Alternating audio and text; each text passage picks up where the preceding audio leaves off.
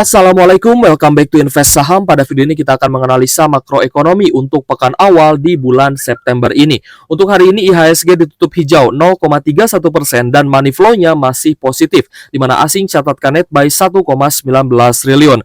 Untuk saham-saham yang diakumulasi oleh investor asing, kita pun akan bahas di video ini. Tapi sebelumnya disclaimer on guys ya, video ini bukan ajakan jual beli saham dan juga bukan financial advice, so silakan simak sampai akhir. Dari kalender makroekonomi untuk hari ini ada rilis data indeks PMI manufaktur Caixin dari China yang menunjukkan bahwa manufaktur di Cina mengalami peningkatan guys ya. Angkanya naik dari 49,8 menjadi 50,4. Nah, jadi kita melihat guys ya bahwa ada perbaikan nih dari sisi ekonomi di Cina setelah kemarin Cina mulai memangkas suku bunganya ya. Meskipun pemangkasan suku bunganya dilakukan secara bertahap dan angkanya tidak sampai 25 BPS. Sedangkan untuk besok ada data PMI ISM manufacturing dari Amerika Serikat guys ya yang akan rilis juga. Kita akan melihat apakah data PMI manufacturing di Amerika Serikat juga akan membaik ya, karena pemangkasan suku bunga oleh The Fed baru akan terjadi di bulan September ini tentunya. Nah, memang alasan kenapa The Fed memangkas suku bunga itu adalah karena melihat perkembangan ekonomi di Amerika Serikat yang melambat dan juga angka pengangguran yang semakin tinggi. Teman-teman harus paham guys ya, ada satu indeks yang namanya Sam Rules yang mengkategorikan resesi itu dilihat dari angka pengangguran.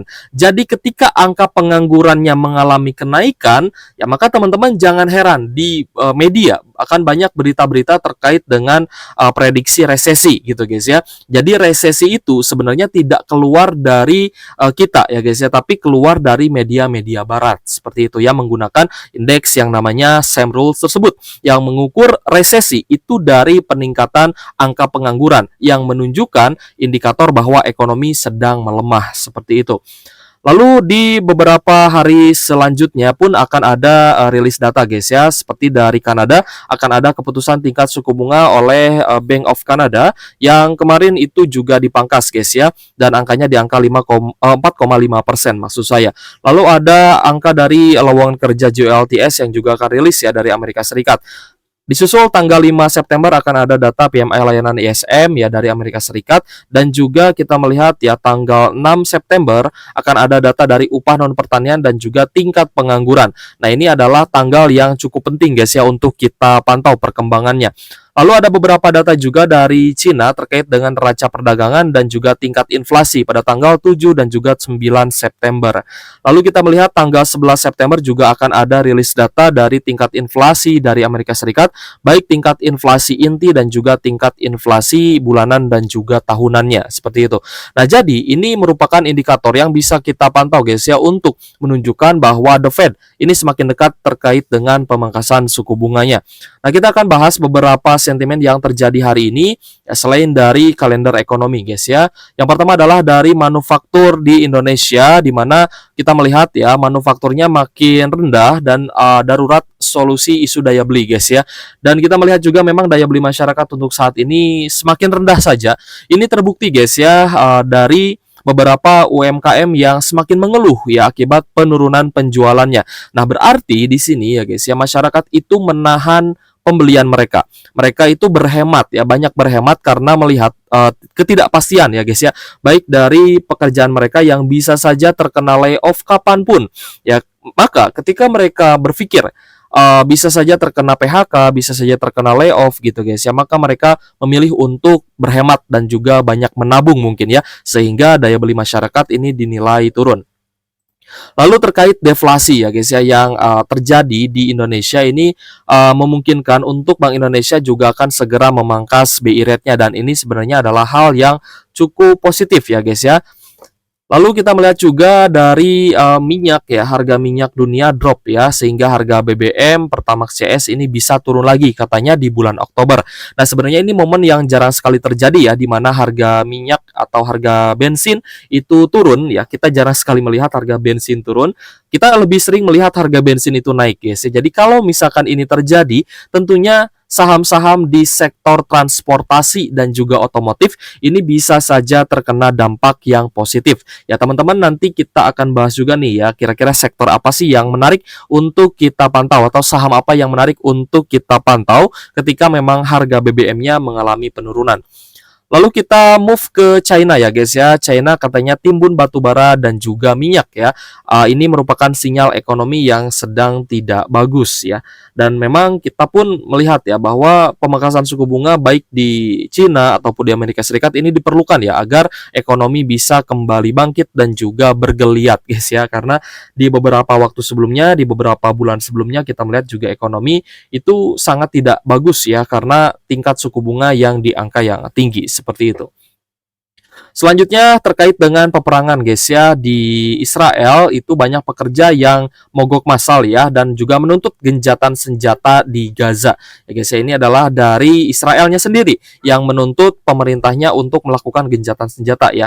Kita berharap dengan adanya gencatan senjata ini pemerintah baik di negara manapun itu lebih fokus ya untuk pertumbuhan ekonomi di negaranya sendiri. Jadi tidak mengurusi perang kembali. Oke guys, kita akan mulai bahas guys ya saham-saham big caps yang hari ini terpantau ada akumulasi yang cukup menarik guys ya. Salah satunya adalah di saham-saham big caps ya, perbankan baik big caps biasa ataupun big caps perbankan. Untuk saham-saham yang paling banyak diakumulasi oleh investor asing ya pada hari ini karena memang tercatat net buy asing 1,19 triliun, yang paling besar inflow-nya adalah Bank Mandiri ya atau BMRI yang hari ini tercatat net buy asing 439 miliar. Itu di urutan pertama. Untuk urutan kedua ada saham BBRI yang terkena inflow asing sebesar 247 miliar. Lalu saham Telkom yang lanjut diakumulasi guys ya dengan inflow 139 miliar dan hari ini Telkom mengalami kenaikan 2,61%. Lalu ada saham Adro yang hari ini juga masih lanjut naik lagi. Lalu ada Brand ya guys ya, meskipun hari ini Brand masih close di harga yang sama tapi terkena inflow yang positif. Selanjutnya ada saham UNTR guys yang terkena inflow asing dan harganya naik 3%-an. Inflow-nya 41 miliaran, lalu ada PTBA, AMRT dan juga ada saham BBNI. Untuk BBNI hari ini inflow-nya 31 miliaran guys ya. Selain itu ada saham Astra International yang juga terkena inflow asing dan kenaikan 1,96%. Inflow-nya sekitar 30 miliaran guys ya. Selain itu ada ICBP, MAPA, Wika, MDKA, XCL, SMGR, BBYB, Inco dan juga Unilever. Dari saham-saham yang sudah kita sebutkan ini, saham-saham yang paling banyak diakumulasi oleh investor asing dan terkena inflow positif, teman-teman bisa menemukan saham-saham big caps yang harga sahamnya yang pertama baru setengah jalan ya guys ya, dia mulai naik. Ini ada tanda reversal. Tanda reversal sudah terlihat, akumulasi sudah rutin terlihat dan harga sahamnya itu baru naik setengah jalan ya guys ya. Lalu yang kedua, ada saham-saham yang dia meskipun tidak bagi dividen tapi terkena sentimen yang positif. Teman-teman akan temukan juga nih di sini. Lalu yang ketiga, teman-teman pun akan menemukan saham-saham yang bisa teman-teman jadikan untuk bottom fishing atau buy on weakness, buy on support ya guys ya. Beli di harga yang paling rendahnya dan sedang terkena akumulasi juga seperti itu. Ya silahkan teman-teman cari, silahkan teman-teman screening. Tapi di sini kita akan fokus ya membahas saham-saham big banks dan juga saham big caps lainnya. Yang pertama untuk saham BBRI hari ini mengalami kenaikan 0,49% guys ya. Di harga 5.175 per saham untuk BBRI ya. Coba kita akan lihat. BBRI memang di beberapa waktu sebelumnya sudah sering kita bahas di mana BBRI ini terkena inflow yang sangat positif ya dari investor asing. Meskipun tanggal 27 dan juga 28 Agustus ini terkena gocekan dan ada outflow ya guys ya. Nah, maka ini sebenarnya adalah gocekan yang bisa membuat investor retail panik. Wah, BBRI turun ya 2,35%. Ini retrace gitu kan, ada koreksi. Lalu dicek ternyata ada outflow ya, ada net sell 284 miliar ya dari investor asing. Lalu next day juga dilanjutkan dengan koreksi dan ada net sell. Nah, hal ini sebenarnya bisa membuat investor retail melepas barang ke asing ya guys ya. Sehingga investor asing di sini akan senang menampung barang yang dibuang oleh investor retail. Teman-teman harus paham ya guys ya ke situ bahwa ketika ya secara akumulatif inflow-nya ini masih positif, masih jauh lebih besar dibandingkan net sell-nya, teman-teman masih bisa untuk hold atau bahkan tambah muatan ketika terjadi koreksi seperti itu. Dan ternyata betul guys ya, selanjutnya next day-nya ini ada inflow yang sangat positif dan bahkan berlanjut sampai hari ini. Meskipun kenaikan BBRI ini ya perlahan-lahan mulai naik lagi. Nah, Jadi untuk target BBRI kita akan targetkan guys ya, bisa sampai di area all time high-nya, di area all time high sebelumnya maksud saya di 6.450, tapi kita menargetkan BBRI ini bisa naik sampai 6.800, bahkan bisa sampai 7.000-an guys ya, jika sudah mendekati pembagian dividen nanti.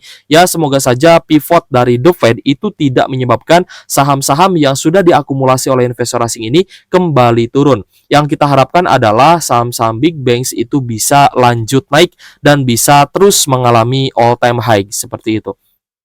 Tapi secara teori ya, meskipun ada pivot The Fed ya guys ya, yang bisa membuat IHSG turun, tapi kita melihat ya bahwa yang menaikkan IHSG kemarin itu adalah saham-saham Bapak Prabowo Pangestu. Nah, di sini kita pun berasumsi ketika IHSG itu turun, tidak semua saham big caps juga turun. Atau ketika IHSG turun akan tetap ada saham-saham yang akan hijau gitu guys ya. Nah, kita berharap nanti saham-saham big banks ini terkena gilirannya. Selanjutnya adalah saham BBNI yang juga masih setengah jalan guys ya. Kriteria pertama ini kita sebutkan di sini ya. Saham BBRI dan juga BBNI ini kita nilai masih setengah jalan ya menuju all time high-nya dan belum naik tinggi seperti saham big banks lain seperti BMRI dan juga BBCA. Jadi potensi untuk teman-teman trend following di saham-saham big banks yang rutin bagi dividen dan punya pertumbuhan laba yang besar gitu guys ya. Teman-teman ini masih punya potensi yang sangat bagus ya untuk bisa ikut ya dalam kenaikan saham-saham big bank seperti BRI dan juga BBNI yang kita nilai ini masih setengah jalan. Selanjutnya untuk Bank Mandiri yang fluktuasinya cukup menantang guys ya, dimana kemarin sempat terjadi koreksi juga untuk BMRI dan teman-teman bisa buy on weakness sebenarnya untuk Bank Mandiri, dan sejauh ini Bank Mandiri menjadi salah satu saham big banks yang pertumbuhan perusahaannya ini sangat bagus ya guys ya. Kita melihat untuk Bank Mandiri pun sudah mulai mendekati area all time high-nya. Jadi kalau misalkan dari sisi harga saham lebih menarik BBRI dan juga BBNI. Tapi ketika teman-teman masih hold saham Bank Mandiri pun tidak masalah ya. Silahkan lanjut untuk di hold. Selanjutnya untuk BBCA yang sempat all time high kembali guys ya. BBCA kemungkinan akan terus mengalami sideways dan hari ini pun ya bahkan BBCA itu menjadi salah satu saham yang terkena outflow atau net sell asing sebesar 99 miliaran. Tapi ini angkanya kecil kalau misalkan dibandingkan ya dengan akumulasi yang terjadi di beberapa waktu sebelumnya atau di minggu yang lalu. Nah, teman-teman bisa perhatikan guys ya, inflow yang masuk ini lebih besar ya dibandingkan outflow-nya. Jadi masih positif sebenarnya untuk BBCA, namun pergerakannya diprediksi ya guys ya, ini akan cukup sideways. Untuk BBCA mungkin teman-teman bisa buy on support saja ya di area sideways-nya di sekitar 10.190 sampai 10.200-an. Ini menjadi area support yang bagus ya untuk teman-teman bisa coba entry ya kalau misalkan memang tertarik dengan BBCA, dan BBCA pun tidak menutup kemungkinan bisa all time high kembali. Selanjutnya ada Astra International yang kita nilai bahwa saham big caps ini punya peluang yang bagus ya untuk bisa uptrend kembali, mengingat Astra International sudah mulai reversal atau sudah ada tanda bullish reversal ya, bisa kita buktikan ya dari money flow-nya. Ini sebagai konfirmasi kita ya bahwa Astra International berpotensi sangat bagus untuk bisa lanjut naik lagi uptrend dan bahkan all time high ya, semoga saja seperti itu. Nah, untuk Astra International ini akumulasinya cukup rutin meskipun memang tidak stabil ya guys ya, naik turun gitu ya untuk inflow dan bahkan beberapa kali terkena outflow, tapi saya cukup yakin Astra International ini masih bisa lanjut naik lagi. Apalagi di bulan Oktober mendatang Astra International juga masih bisa bagi dividen interim sesuai jadwal yang biasa dilakukan oleh Astra International yang dia bagi dividen interim di bulan Oktober. Bukan hanya Astra International, nanti akan ada UNTR, AALI ya, lalu ada ASGR dan juga Auto yang juga biasa bagi dividen interim di bulan Oktober mendatang seperti itu. Jadi untuk Astra International, untuk teman-teman yang buy on breakout ya, entah itu di MA50 ataupun MA150 di sekitar harga 4.500 ataupun 4.900, saya yakin teman-teman juga masih hold saham Astra International.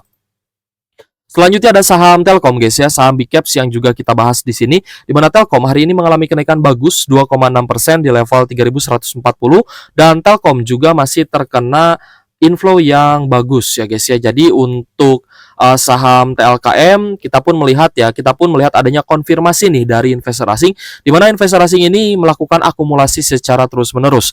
Ingat guys, data money flow ini tidak bisa dimanipulasi. Teman-teman, kalau investor asing dia beli profitnya itu besar, maka di sini buying valuation-nya pun terlihat guys ya, meskipun net sell-nya atau net buy-nya itu kecil. Ya meskipun net buy-nya kecil hanya sekitar 2,5 miliar, tapi dari buying valuation ini sangat tinggi yang berarti hari ini kemarin ya, kemarin itu transaksinya juga besar ya guys ya, seperti itu. Jadi di sini kalau misal teman-teman sudah bisa membaca money flow, maka teman-teman akan menambah keyakinan, ya akan menambah keyakinan untuk beli saham dan lalu hold ya, karena esensi dari berinvestasi adalah kita buy and hold, buy di waktu yang tepat, hold di saham yang tepat, seperti itu guys ya. Jadi tetap guys, belilah saham bagus di harga murah, bukan beli saham bagus di harga pucuk ya guys ya. Oke guys, saya rasa cukup ya pembahasan kita sampai di sini, semoga bermanfaat untuk teman-teman. Dan sejauh ini kita melihat ya investor asing masih masuk ya ke IHSG, dan semoga saja bisa uptrend ya sampai nanti pivot the Fed ya di pemangkasan suku bunga di sekitar tanggal 18 ataupun 19 September 2024 ini. Oke guys, thank you for watching. See you on the next video. Wassalamualaikum warahmatullahi wabarakatuh.